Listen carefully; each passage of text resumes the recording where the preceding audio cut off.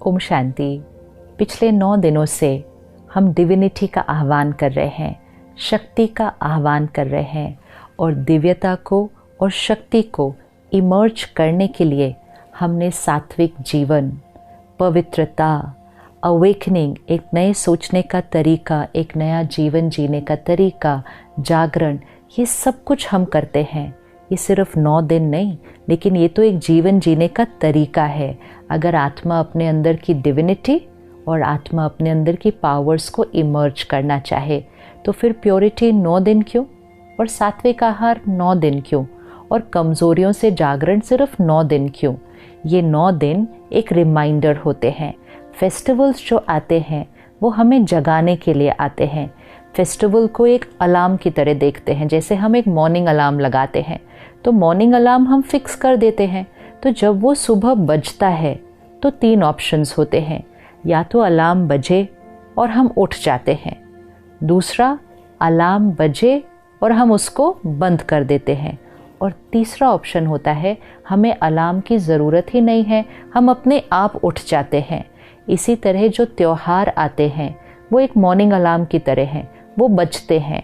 मतलब 9 दिन देवियों के आए, नवरात्रों के आए, अलार्म बजा। किस बात का अलार्म बजा? जीवन को बदलो, जीवन जीने का तरीका बदलो, जागरण करो अज्ञान की नींद से, सात्विकता को अपने जीवन में लेकर आओ। अलार्म बजा। ये अलार्म बजने के बाद अब हम क्या अलार्म बंद करके उसकी ट्यून को सुनकर वापस सो जाएंगे, या अब हम जाग जाएंगे? और फिर हर साल हमें अलार्म बजाने की ज़रूरत नहीं पड़ेगी, क्योंकि एक बार जाग गए तो हमें अलार्म की ज़रूरत नहीं पड़ेगी, हम जगे रहेंगे। और जब हम वो करेंगे, जब जीवन में ये प्योरिटी और सात्विकता 9 दिन नहीं लेकिन एक जीवन जीने का तरीका बन जाएगी, तो फिर रावण मर जाएगा। और इसीलिए 9 दिन के बाद 10वें दिन दशहरा आता है। दशहरा आना मतलब रावण का खत्म होना।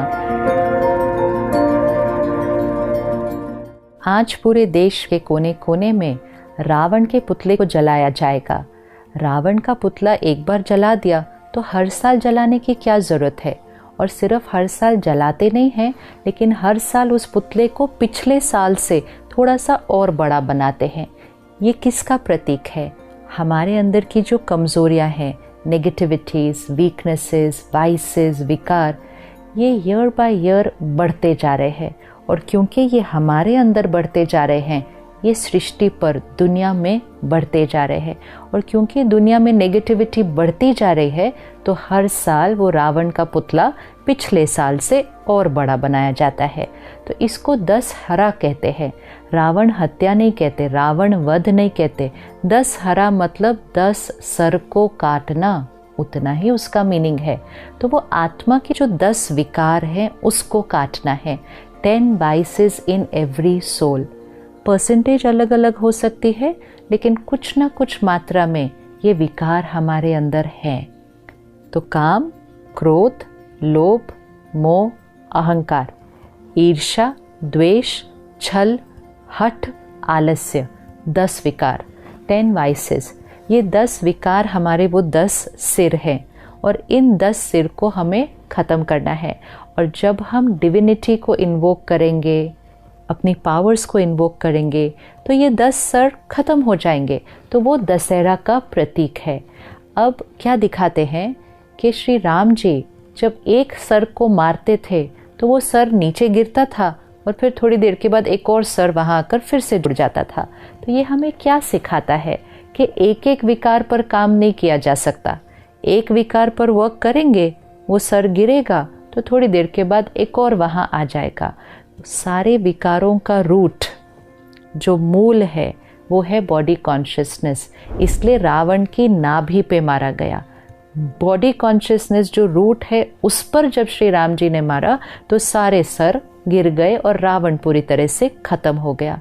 तो हमें एक एक कमज़ोरी पर, आजकल हम कहते हैं डर ख़त्म करना है, जेलेसी ख़त्म करनी है, हर्ट ख़त्म करना है, गुस्सा ख़त्म। वो फिर इतने सारे लगते हैं कि देख के डर लग जाता है कि इतने सारे विकारों को हम ख़त्म कैसे करें, एक एक ही ख़त्म करना इतना मुश्किल है। तो इतने सब वाइसेस पे वर्क नहीं करना है, किसी भी चीज़ को ख़त्म नहीं करना है। बॉडी कॉन्शियसनेस को सोल कॉन्शियसनेस से रिप्लेस करना है, और उसी के लिए डेली स्पिरिचुअल स्टडी और मेडिटेशन, मैं आत्मा हूँ, प्योर आत्मा हूँ, परमात्मा की संतान हो, अपने अंदर शक्ति भरते हैं तो एक एक विकार ख़त्म हो जाते हैं। और वो सारे 10 स्तर की अवेयरनेस भी नहीं होती कि हमने एक एक को ख़त्म किया, अपने आप अनुभव होता है कि मेरी ये कमज़ोरी ख़त्म हो गई, मेरी ये कमज़ोरी ख़त्म हो गई, ये आदत इतनी पुरानी थी ख़त्म हो गई। कैसे हुई? सोल कॉन्शियसनेस की प्रैक्टिस से। तो एक बहुत सुंदर मैसेज, एक लर्निंग, और उसको जीवन में इम्प्लीमेंट करना। तो कैसे दिखाते हैं कि सीता जी पंचवटी में रहती थी। अब पंचवटी मतलब 5 तत्वों का बना हुआ शरीर, पंचवटी। सीता उसके अंदर रहती थी, राम को याद करती थी, मतलब मैं आत्मा सीता हूँ, इस 5 तत्वों के शरीर में रहती हूँ और परमात्मा को याद करती हूँ। तो मैं सीता उस राम की सीता हूँ, परमात्मा की मैं आत्मा सीता हूँ। जीवन जीने का लक्ष्य बहुत क्लियर था, मतलब purpose of life very very clear. तो लक्ष्य मन में हमेशा था, मतलब लक्ष्मण सीता के साथ था, और मर्यादाओं की जीवन हम जीते थे, तो वो लक्ष्मण रेखा चारों तरफ बनी हुई थी। तो सीता पंचवटी में रहती, लक्ष्मण साथ था, पर्पस ऑफ लाइफ, और मर्यादाओं की लकीर कि पर्पस ऑफ लाइफ जो होगा उस अनुसार हमारी मर्यादाओं की लकीर थी, मतलब लक्ष्मण रेखा बनी हुई थी। जब तक सीता मर्यादाओं की लकीर के अंदर थी, मतलब पर्पस ऑफ लाइफ को पकड़ के रखा था, what is the purpose of my life, उसको पकड़ा हुआ था, और जीवन में प्रिंसिपल्स, वैल्यूज़ और मर्यादाएं थी, सीता हमेशा सुरक्षित थी, हमेशा सुरक्षित थी। लेकिन फिर रावण आया, और रावण को ऐसे 10 सिर के रूप में नहीं आया, वाइसेस ऐसे नहीं एंटर करते हैं। रावण एक बहुत सुनहरा रूप लेकर आया, इतना सुनहरा रूप लेकर आया कि वो विकार दिखा ही नहीं, और वो जो अट्रैक्शन, वो जो सुनहरा रूप लेकर आया, तो सीता ने अपनी मर्यादाओं की लाइन क्रॉस कर दी। जब तक सीता मर्यादा की लाइन के अंदर थी, रावण कितनी भी देर बाहर खड़ा रहे, रावण सीता को नहीं पकड़ सकता। ये हमारे जीवन में हमें प्रतिज्ञा की तरह लेना चाहिए। मर्यादाज, द वेज ऑफ लिविंग, घर की मर्यादा, परिवार की मर्यादा, देश की मर्यादा, आत्मा की मर्यादा, ये मर्यादाज हमारी प्रोटेक्शन है। जब तक हम इस मर्यादा की प्रोटेक्शन के अंदर रहेंगे, रावण जीवन भर बाहर खड़ा रहेगा, लेकिन वो हमें पकड़ नहीं सकता। लेकिन जैसे ही सीता ने मर्यादा की लकीर को क्रॉस किया, तब रावण ने सीता को पकड़ा। रावण अंदर नहीं आ सकता हमारे जीवन में, हमें मर्यादा को क्रॉस करके रावण के पास जाना पड़ता है। लेकिन क्योंकि वो रावण दिखता नहीं है, वो इतना सुनहरा रूप दिखता है।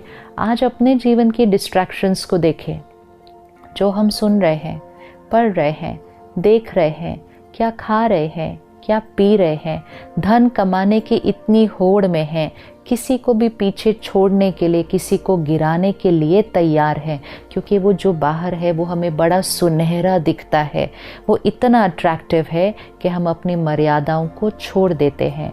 और जब हम वो करते हैं, तब रावण सीता को पकड़ लेता है, विच मीन्स आत्मा के अंदर विकार, वो 10 वाइसेस तब आते हैं जब हम अपने लक्ष्य को, पर्पस ऑफ लाइफ और जीवन की मर्यादाओं को छोड़ते हैं। फिर सीता राम को बुलाना शुरू करती है। जब हम अपने विकारों से दुखी और दर्द में होते हैं, तो हम भगवान को बुलाना शुरू करते हैं, तो हम परमात्मा को याद करना शुरू करते हैं कि हे परमात्मा, आकर मुझे इस दुखों से, इस कष्ट से, इन कमज़ोरियों से छुड़ाओ। तो राम आकर सीता को, मतलब परमात्मा आकर आत्मा को रावण के ऊपर जीत पाने के लिए ही ज्ञान देते हैं। तो निराकार परमात्मा कलयुग के इस अंधकार के समय पर, घोर कलयुग पे सृष्टि पर आकर हम सब आत्माएं, जो सारी सीता है, इसमें मेल और फीमेल नहीं, आत्मा सीता है और परमात्मा राम है। परमात्मा से कनेक्ट हुए बिना अब हम रावण की जेल से, रावण की कैद से छूट नहीं पाते हैं। तो परमात्मा आकर सीता को ज्ञान देकर, प्यार देकर, शक्ति देकर उस रावण की जेल से छुड़ाते हैं। तो हम सब ने मिलकर 9 दिन सात्विकता का जीवन बिताया। अब हम इसको आज यहाँ पर नहीं रोकेंगे, अब ये हमारे जीवन जीने का तरीका बन जाएगा। सात्विकता, जागरण। कौन सा जागरण? अपने विकारों से जागरण, और जीवन में पवित्रता, ज्ञान और योग की धारणा, परमात्मा के साथ कनेक्शन, पर्पस ऑफ लाइफ बहुत क्लियर, मन में लक्ष्य स्पष्ट है और मर्यादाओं की रेखा के अंदर है। संयम, जीवन में डिसिप्लिन, वो हमारी लाइन है जिसको हम क्रॉस नहीं करेंगे। परमात्मा के ज्ञान को स्टडी कर, उस 8 पावर्स को अपने अंदर इमर्ज करके हम इन 10 सर को पूरी तरह से ख़त्म करेंगे, क्योंकि हम देह भान को ख़त्म कर रहे हैं। त्योहार इतने प्यारे आते हैं कि पहले नवरात्रि आती है, उसके बाद दशहरा आता है, और जब रावण मर जाता है तो जीवन में दिवाली आ जाती है। जीवन में सात्विकता, विकारों को ख़त्म किया तो जीवन सत्युगी बन जाएगा। और सिर्फ हमारे जीवन में दिवाली नहीं आएगी, सृष्टि पर ही दिवाली आएगी। तो divinity, power and finishing of vices is the only way to create Satyug on this planet.